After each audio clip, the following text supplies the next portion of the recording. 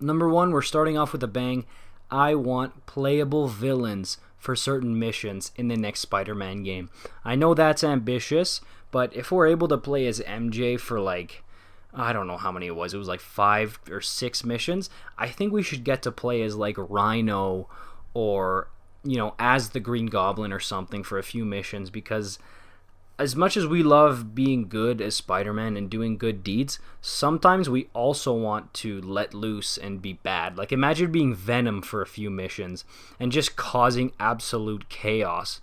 It's a good balance between, okay, I want to be a good guy and help the city of New York, but I also want to absolutely demolish it. So even if we can play as the villain and just destroy the city, kill people, do whatever, we can always come back as Spider-Man later on and save the city from our own mayhem. Like, it would really be almost like a cathartic, amazing experience, I think, for us to partake in. Let me know what you guys think. I know there's the rating problem with it. If they want to keep the game not M for mature, maybe you won't be allowed to kill people, but I think it would be worth it. Maybe they should even make the game M. I know it's Spider-Man, but it would just add more variety and really please the players. It's kind of a stretch, but I was just thinking that would be a really fun time if I could go around as Sandman or Venom or, whoever, Spider-Man 3 characters popping into my head, and just have a ball being bad, you know what I mean?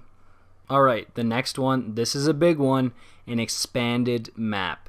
Now, I love New York City in the first Spider-Man game, but it definitely looks a little weird geographically. And if you guys saw where the GTA 6 location or locations should be, I talked about Liberty City, which is New York, and possibly expanding it to multiple boroughs, and Spider-Man should do the same thing. Peter Parker is from Queens. Let's get to play in Queens. There's some cool stuff to see in that borough. Let's go to Staten Island. Let's go to Brooklyn. At least Brooklyn. That's a big one. But adding more boroughs would really make the game more fun and expansive. And I think it would really add to the experience, the free roam experience, because you could add more side missions, more hideouts. I mean, that's going to be another thing, but more variety, because Brooklyn, we know there's a lot of hipsters and stuff. Maybe you can add more hipster-like, no screwball missions. No more screwball stuff, but more hipster-like missions for, I don't know, Instagram, or, some more various missions that are not the same and boring. Add more missions that have variety in them in these different boroughs.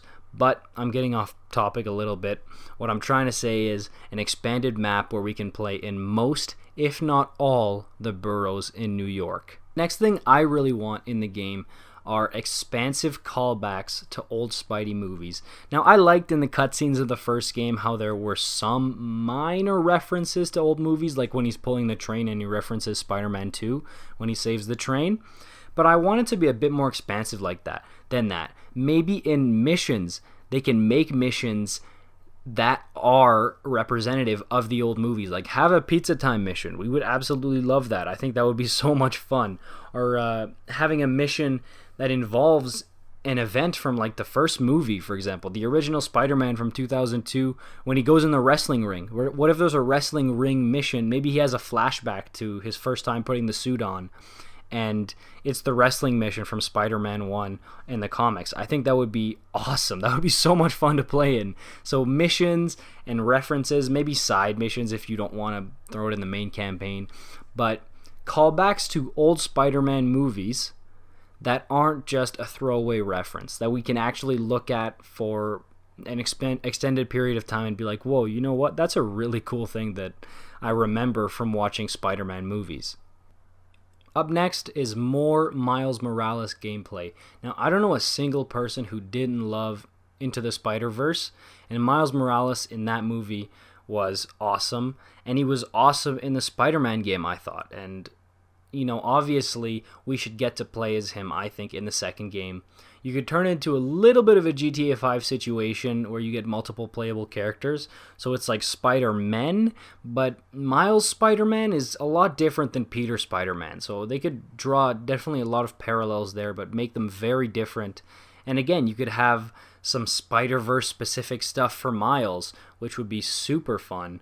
And I'm not quite sure yet if I would like it to be you can switch between Miles and Peter whenever you want, because Peter is still obviously the main guy.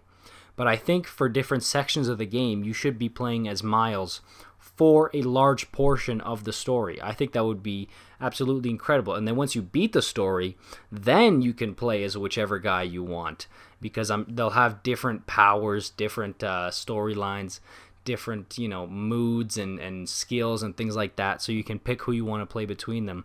But more Miles Morales gameplay in the next game is definitely absolutely essential.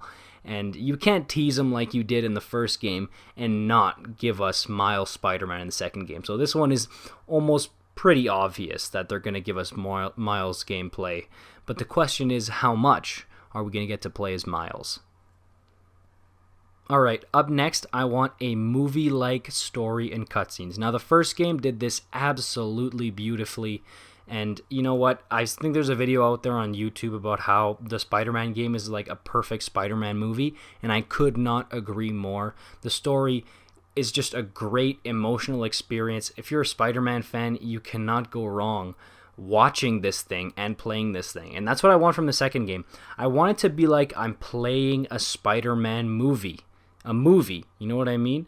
Because I want it to feel like a real experience. I want it to be believable, not like, oh yeah, Spider-Man would never do that, and maybe it's too cheesy, or a lot of problems that other movie video games have. I just want it to feel like a great, succinct, amazing experience for Spider-Man fans, not just a game where you can kill a bunch of, or knock out a bunch of people and blow stuff up and sling webs. I want it to be a real Spider-Man experience. In order for it to do that, it needs to have like a good script, good voice acting, good cutscenes, good character and story arcs, and character development. And that's not too much to ask, because Insomniac Games has done that before with the first game. So I just want, at least for Miles, Peter, and MJ, those three should have great character arcs, and that's inexcusable if they don't, and I'm sure they will.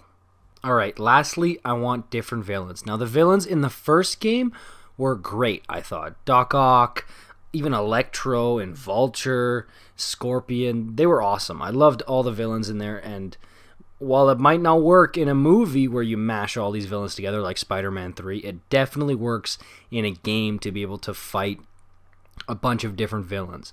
So I love that, and I think if they can do the same thing in the second one, where they can maybe bring in Venom, that's a big one. I think Venom would be great, and everybody will. The movie's uber successful. He's probably Spider-Man's most popular villain, aside from Green Goblin, who's another one. I really think everything they teased in the first game, Osborn is going to become Green Goblin. That's going to be in the game. I think that's a given. So Venom and Green Goblin. Maybe bringing in a Sandman, the villains from Spider-Man 3. But Sandman, I think, would also be a great one. And I'm keeping it in mind that we might have the ability to play as them.